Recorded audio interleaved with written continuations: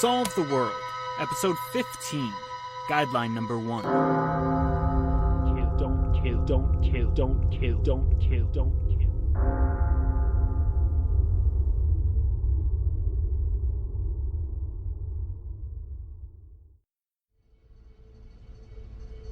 Professor of Linguistics George Lakoff once wrote, "A systematic cause may be one of a number of multiple causes. It may require some special conditions. It may be indirect, working through a network of more direct causes. It may be probabilistic, occurring with a significantly high probability. It may require a feedback mechanism. In general, causation in ecosystems, biological systems, economic systems, and social systems tends not to be direct, but is no less causal. And because it is not direct causation, it requires all the greater attention if it is to be understood and its negative effects controlled. Above all, it requires a name: systematic causation." Jen searched through every socio-strata ecosystem in her database. What could she use to overcome this? Who could she use?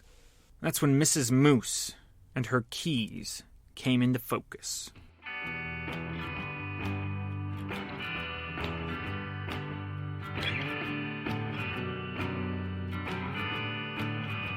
She was rich. She lived far enough away to make it a chore for whomever was hunting her. The most logical answer was to spill the beans to Patriot. There was a decent enough chance, Jen figured, that the Patriot could protect her from the beasts that ran Magical Kingdom's underground. If the substance they pierced her with was really some form of GPS, it's likely that it wouldn't work deep underground anyway, where the Patriot denizens live. And even if it did track her, it'd only say where she was horizontally, right? It wouldn't tell them how far into the Earth's crust she was, right? But none of that mattered. She didn't trust the Patriot. Even if she gave him the very thing he's been salivating over, Jen didn't trust the underworld overlord to protect her. She was caught in the crosshairs of two warring sects. And that's why she chose the Moose. Although Mrs. Moose clearly had some sort of deal or relationship with the Patriot in place, she didn't seem directly connected. She was a helper, but perhaps not a disciple. That meant two things. She somehow was powerful enough to not have to be fully committed to the cause, and two, the Patriot wouldn't have any way to pinch her. If he needed her, then she would forever be in a place where the bargaining chips lay on her side of the table. Jen jogged the rest of the way to her hotel room, conjuring up a scheme. She'd grab the keys and clicker from her room along with whatever cash she could get her hands on. She'd steal from Tiff's portion if necessary. Using whatever she had, she'd pay a taxi to get to Santa Barbara. She'd go to Mrs. Moose's abode. Pleasantly, she'd tell the old lady her story. Surely the old cartoonist would take her in, take pity on her, problem solve with her. She'd claim sanctuary with her. She'd wait out the week there until Veneration Celebration. By that time, the secret would be revealed. Magical Kingdom wouldn't care about Jen anymore, and she'd be free, just careful to stay away from Patriot and his ilk. That was the plan. Get to Mrs. Moose's. If she could get there safe and sound, everything would be okay. Jen assured herself this. But what if Mrs. Moose didn't take her in? What if she didn't take pity on her? That would be problematic. When Jen met her, it seemed like she was alone. If she truly was alone, Jen could threaten her. Jen was young and strong. The old woman would never have a chance. She'd threaten her with serious bodily harm, force the old witch to give her sanctuary. With that thought, guideline number 1 flashed through Jen's head. 1. Don't kill. Jen assuaded her conscience that it would never come to that. The old lark would pity her. She saw it in her indented, weary eyes that night. She was a woman who had the capacity for compassion. Bald Jennifer Dash could use a little compassion. Through the lobby of the hotel, up the stairs, down the hall. Keys in lock. Door turn. Door open. Thwap!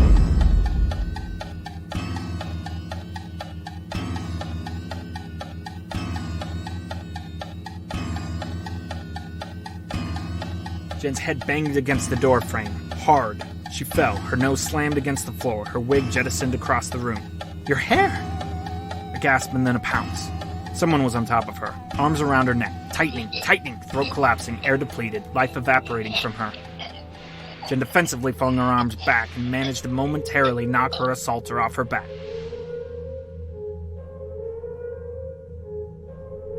Jen rolled onto her back, giving her a clear angle to view her attacker. "Tiff? Jen choked out as she sucked in sweet air. Tiff torpedoed Jen, sending the full thrust of her 100-pound body at her. On top of Jen now, Tiff's fist landed repeatedly on Jen's chest. Jen grabbed up at Tiff's face, trying desperately to push Tiff off, but to no avail. The fist flew. Pain blurred Jen's vision in ultra-slow motion, each pounce burrowing down and reverberating through her chest cavity.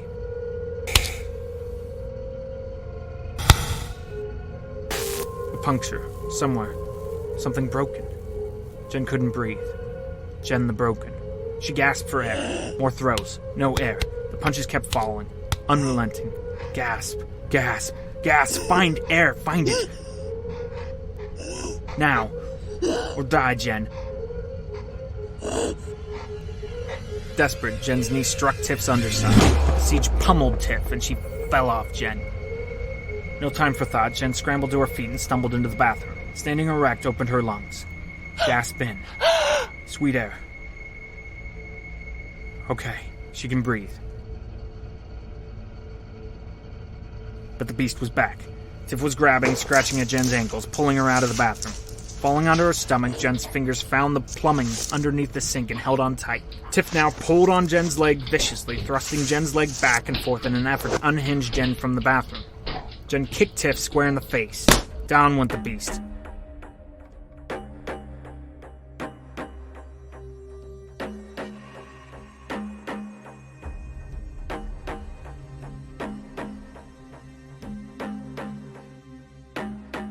Attack!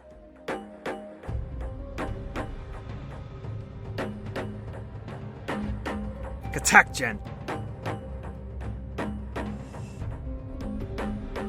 Jen spun and latched herself onto the fallen enemy. She mounted her and grabbed her head with both hands. Why are you doing this? No answer. Jen used both her arms to thrust Tiff's head against the floor. Answer me! No response. Another thrust. Head meet floor. Come on, Tiff, I can barely breathe. I'll kill you right here and now if you don't speak up. Guideline 1. Don't kill. Answer me now, Jen said one last time resolutely. I followed you, Tiff moaned. Followed? Where? Tonight. You were with Antonio de Anconia. Jen slammed Tiff's head again, frustrated and perplexed. How do you know his name? He's the playboy of the kingdom. What? Antonio de Anconia, first in line to inherit the magical kingdom from his father. Jen let go of Tiff's head. I don't understand. You were fooling around with the prince of the powers of this world. I saw you go into the new ride. You and your prince. Tiff's moans morphed into vitriol. What's your secret? What'd you have to offer him to get your VIP pass backstage? Jen used her thighs to tighten her grip on the monster. So what? I got what we needed, and I paid a price for it. Jen touched her white scalp. Tiff hawked a loogie into Jen's eyes. Blinded, Jen reached to pull the mucus out of her eyes. Tiff took the opportunity to use her free hand to punch Jen in the ribs. Searing pain. Searing pain. The rib must be broken, Jen thought, as she fell back. So much pain, and so tired. But another round must be fought, as Jen's eyes focused, making a structure out of the world beyond the pulsing pain shooting through her body out of her lungs. Tiff was gone. Jen sat back against the shower window panel, holding her ribs with one hand, in a futile effort to numb the pain. Air came in through short, erratic breaths. But where was Tiff? Jennifer calling Dash. There are 3 ways this can go. Tiff called out from somewhere out of sight. 1. You can tell me what you know, reveal the secret. 2. You can let me cut you. Tiff appeared in the doorway, standing with a switchblade in hand. Or you can die. No one will care. Magical Kingdom will be glad you're gone. Patriot will shrug. And your mommy and daddy never loved you anyway, right? Tiff took 2 steps toward Jen, just out of reach from Jen's foot. So what's it gonna be, Tinkerbell? Are you going to behave? Or are we gonna have a little party, just the 2 of us? It's a demon ride, Jen blurted out. You're in this little car thing like a chariot. And you're in the desert. Jen paused as she gasped for breath and gasped for a fuller lie to spout. It's all inside, but somehow they make it seem like it's in the desert. You float along, and you go. The day turns to night, and all these demons appear. A demon behind every rock, and there's a demon that jumps onto the back of your chariot thing, like a mechanical thing or something. It was terrifying, and the demon, he whispers to you. What does he whisper? Good. Tiff was believing the tripe. He whispers, eat. Eat it all. Eat everything. Just on and on. Like that. For a while. Tiff's eyes widened. And then? Why couldn't you just be happy that I found out? The secret. Why do you have to be the one? Why should I tell you? Because I know which peak this ride's going to. And I know its name. I'm not going to tell Patriot. I'm telling the parrots. They've offered me a better deal. Flusher and I have been working both sides for months. But Patriot knows, doesn't he? He must have only heard about Flush. He took the boy out, but left me fine. It could be a trick. Tiff, it could be a trick. Doesn't matter. I'll leave you here and be safe by midday. Parrots are nicer anyways. They got better digs. I got so tired of living underground. It's not right. Tiff trailed off before redirecting herself. Well, go on anyway. And don't forget I'm the one with the knife. And you're the one that needs to see a doctor. The chariot swirls like a flying saucer. It's really dizzy. And that throws the demon off. But there are others. You're in a valley with hills surrounding you. Demons are popping up from every hill. They scream hideous screams at you. And all sprint straight towards you. Hundreds of them. And when they're just about to get you, I screamed. And the chariot started levitating. It was like blue light, a tracker beam pulling us up into the heavens. We went up and up and up through some clouds. Once we were so high we couldn't see the gargoyle demons anymore. There were just clouds. And the clouds blended into one another, so that all you could see was white pouring in from every side. It was amazing. A tear streamed down Jen's face. She was so wrapped up in the gravity of her own story. And then, as it was coming from within, like from within the heart, a low, super low voice said, "Well done, good and faithful servant." And there was beautiful music. Jen closed her eyes and smiled, and singing. A chorus all around us.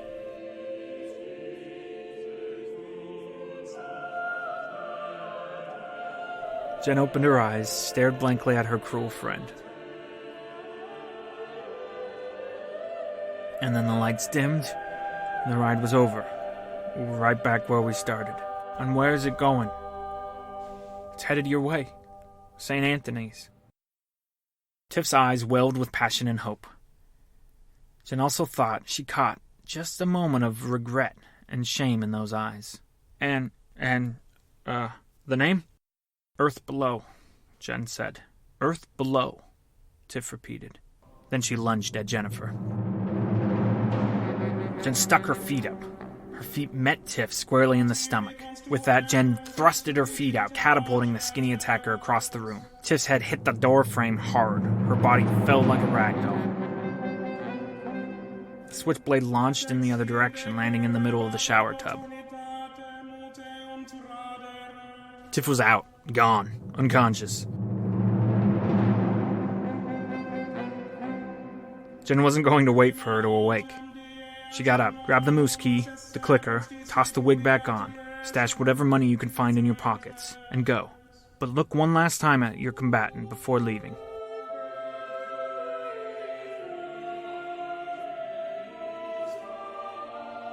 The pool of blood under her head is still expanding its perimeter.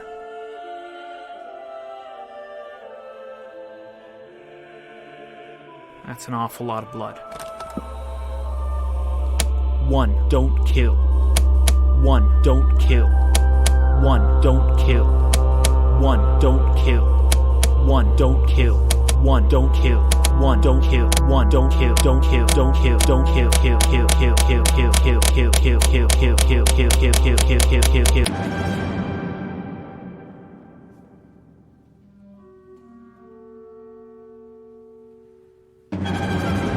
As Jen made her way surreptitiously down the stairs, through the hotel lounge, past the front doors, the first guideline rang through her head unrepentantly. One, don't kill. One, don't kill. Did she? No, of course not. Tiff wasn't dead. She just had a head injury. Head wounds bleed profusely. Everyone knows that. But she was unconscious. Could she bleed out? Would rest in that moment kill her? Should I call an ambulance? Or hotel security? I could make an anonymous call. But from where? You don't have a phone, old girl. And even if you do, you know the men and women in black are keeping tabs on your hotel room. If you alert any attention to your room, you know you'll only bring more suspicion upon you. But what if she does die? I'll be wanted for murder. One, don't kill. One, don't kill. One, don't kill. One, don't kill. One, don't kill. Cause and effect. Every action has an equal and opposite reaction. The action, self-defense. The reaction, Tiff got wounded, perhaps mortally so. What was done was done. She already was a girl on the run. There was no stopping now. Tiff's blood was on Tiff, and Tiff alone. Jen repeated that mantra to herself to try to blare out the overture of Guideline number 1. One, don't kill. Tiff's blood was on Tiff, and Tiff alone. Tiff's blood was on Tiff, and Tiff alone. Tiff's blood was on Tiff, and Tiff alone. Tiff's blood was on Tiff, and Tiff alone. Tiff's blood was on Tiff. Tiff's blood was on Tiff. Tiff's blood was on Tiff. Tiff's blood was on Tiff. Tiff's blood. Tiff's blood. Tiff's blood. Tiff's blood. Tiff's blood.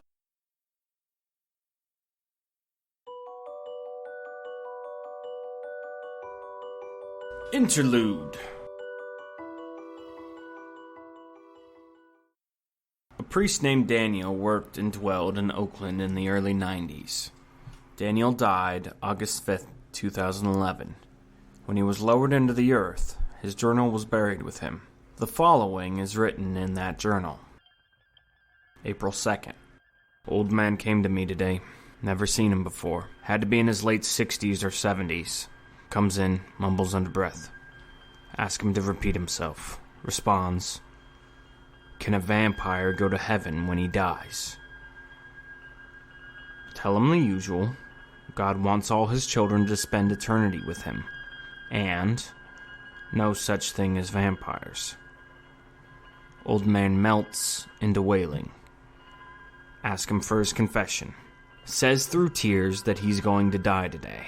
Asks me if I'll say last rites for him.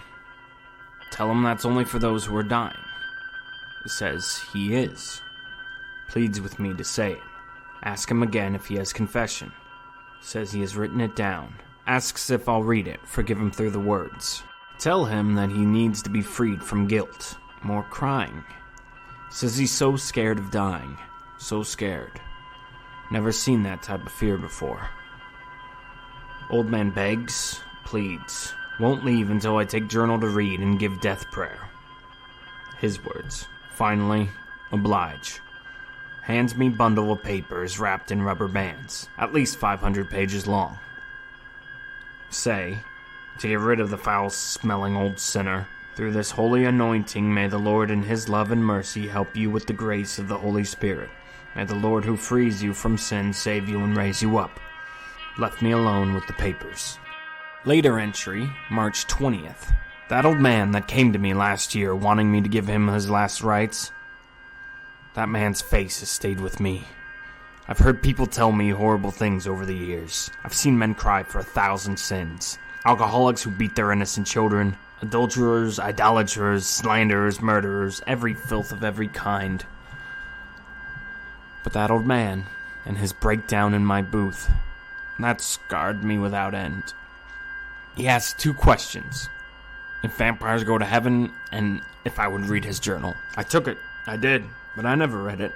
I stashed it away. That is, until I saw his face in the newspaper this morning. Until I read his obituary. The obit said he had a daughter born just last year. I should find her. See if she's being taken care of. A girl named Tiffany.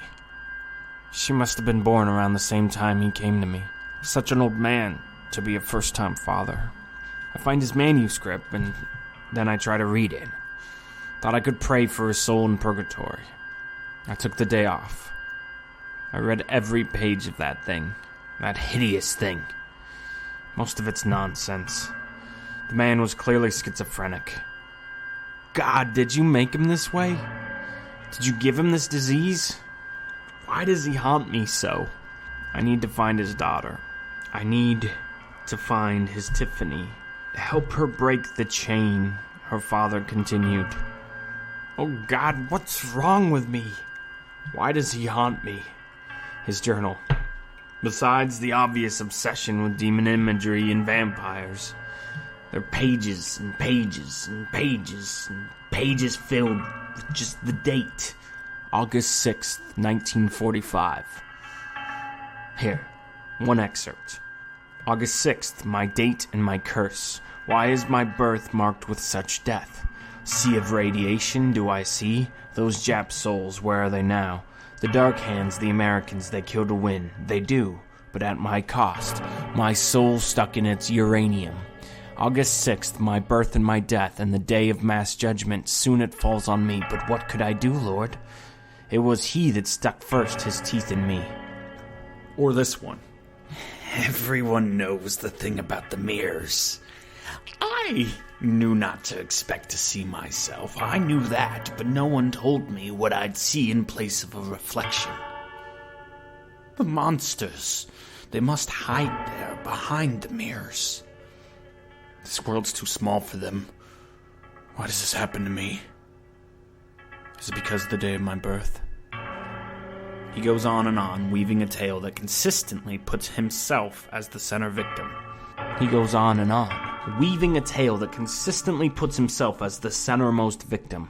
He's always the one that takes the punishment. He's a self-proclaimed beast of burden.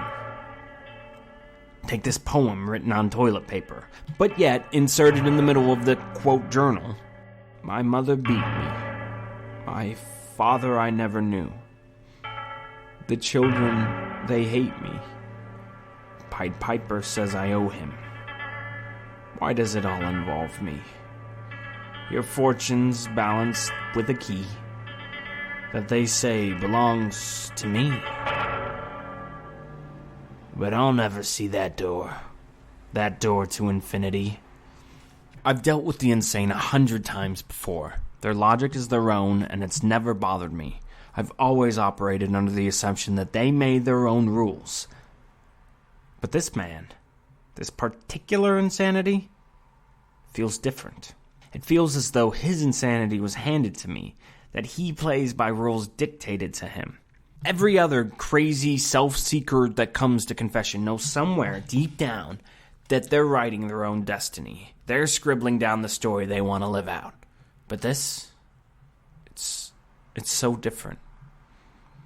He's living out the rules of some other magician. He's living out some other demon's script. I'm frightened. But I'll find that baby girl of his, and I'll stop the chain. Why did he have to suffer the consequences of some other person's script? Oh God, why do I feel so confused? Daniel never found Tiff.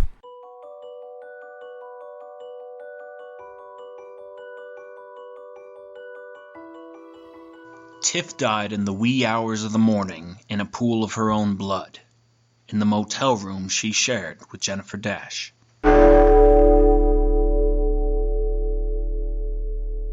Guys, there's just a couple episodes left in part 1 of Solve the World. And trust me on this, part 2, part 3, part 4, it's only going to ramp up. It's only going to get more intense, more epic. And I want you to share this with other people. I want you to not just be alone in your little world listening to this story, but engaging with your friends about it. Doesn't that sound nice? Don't experience this alone. Share this podcast right now with someone you love. Write a quick post on Facebook right now and just say, I love Solve the World. Or, really into this new show, don't know what's up with it. What do you think? And just send people our way. Get more people involved. Help me help you. Help me help you. All the music used in this episode and every other episode of Solve the World are appropriately attributed on solvetheworld.com. See ya.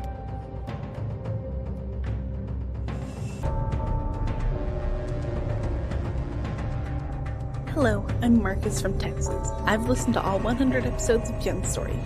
What hope does Tiff have? Who will comfort her in these dark times? Where can she find asylum? Jen just killed a person, and as it turns out, she very well may be dying too. Find out why next time on Solve the World.